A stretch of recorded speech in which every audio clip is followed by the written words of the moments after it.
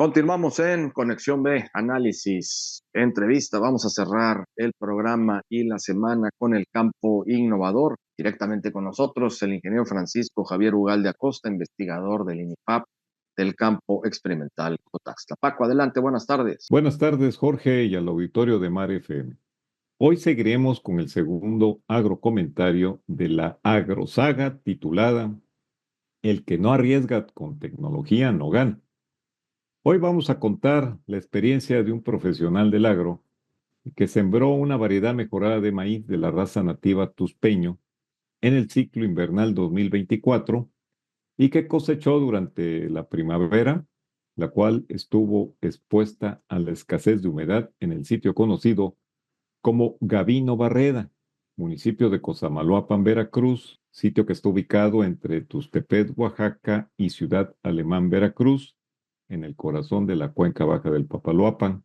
Si el plan es producir de forma rentable, en el caso del maíz, a veces las condiciones climáticas no están de nuestra parte y no siempre son las más óptimas, por lo que hay que irnos adaptando.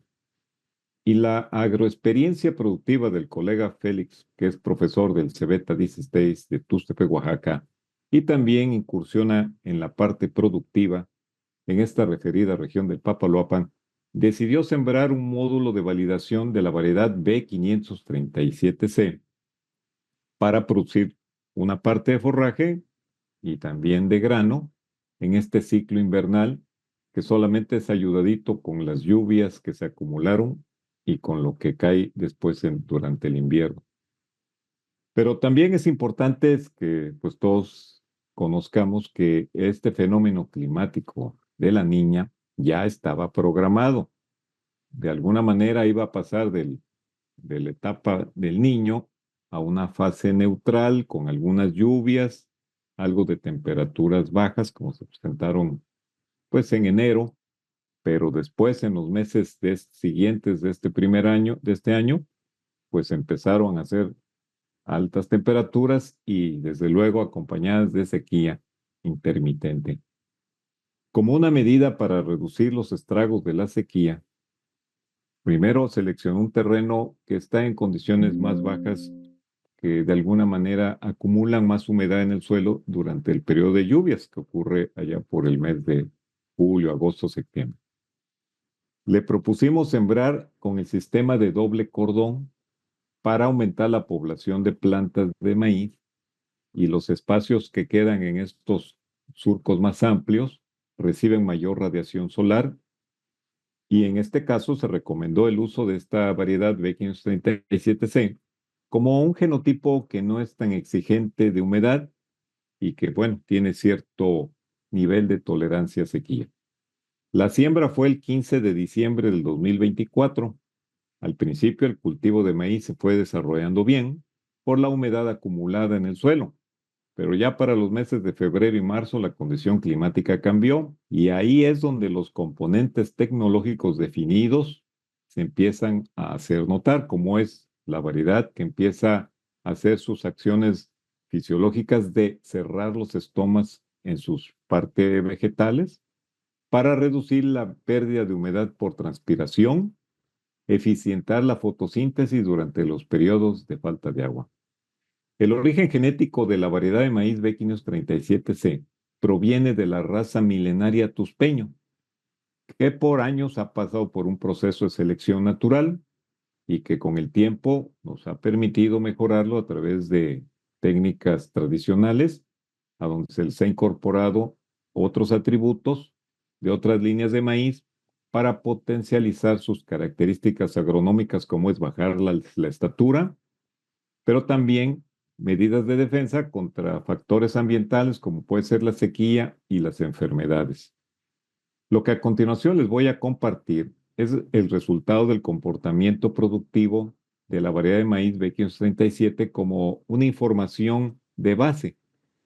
Esto proviene de los registros productivos que hemos tenido de 16 módulos de validación que se sembraron únicamente en el ciclo de invierno-primavera, es decir, de humedad residual, desde el 2020 al 2024, los cuales estuvieron sometidos a los efectos de sequía provocados primero 3 años por el fenómeno de la niña y después, el año pasado, por el fenómeno del Niño, que combinados, como decía, en su fase neutral, ya a principios de este año del 2025, estamos nuevamente en el fenómeno de la Niña.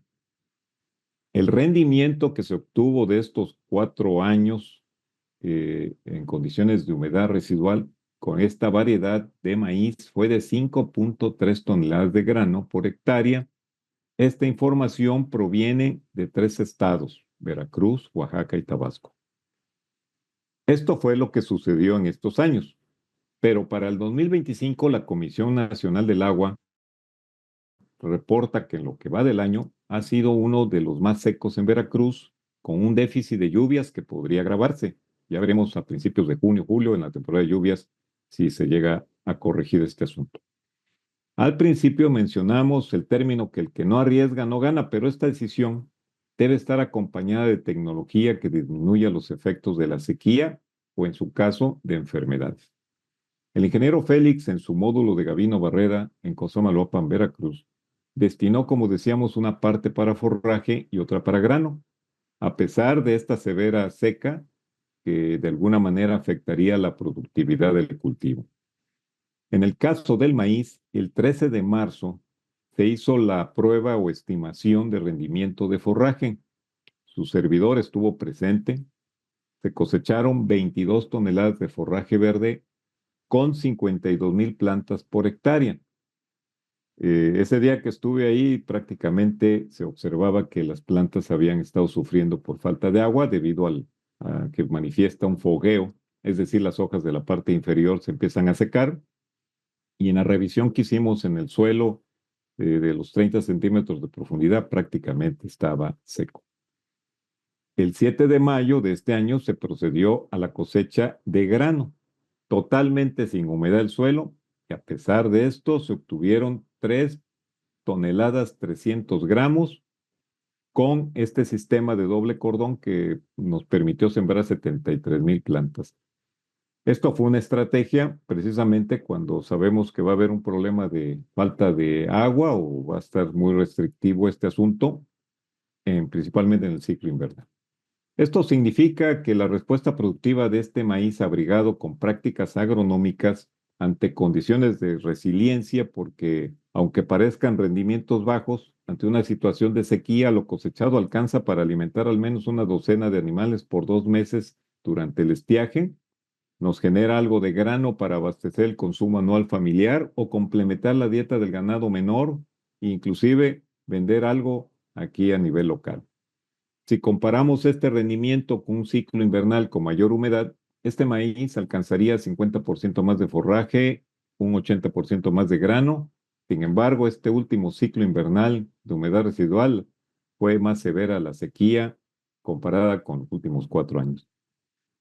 Debido a que no hay casetas meteorológicas en este sitio de la cuenca baja del Papaloapan que nos permita registrar las lluvias, me ingresé a una aplicación digital que se llama Ventuski, que utiliza modelos numéricos meteorológicos para simular o predecir la intensidad de las lluvias a partir de la información de satélites, radares o estaciones en tierra.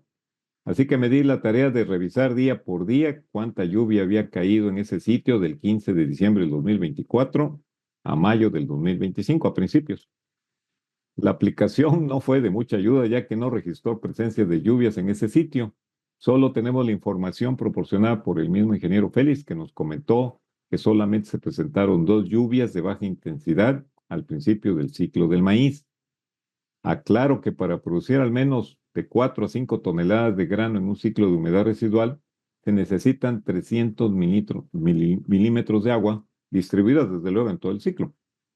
La única respuesta que tenemos de este maíz que toleró la sequía, pues se debe a la humedad que estaba acumulada en el suelo por las lluvias previas, por ser un terreno bajo y por el rocío de las mañanas, pero sobre todo por ser una variedad de tolerancia media a la sequía.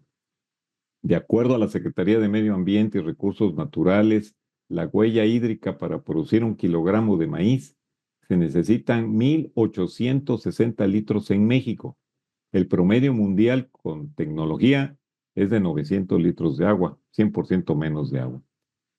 Las agrotecnologías que hoy les platicamos, probadas, son las alternativas de las cuales disponemos para producir forraje y grano de maíz en tiempos de resiliencia. Buenas agrotardes.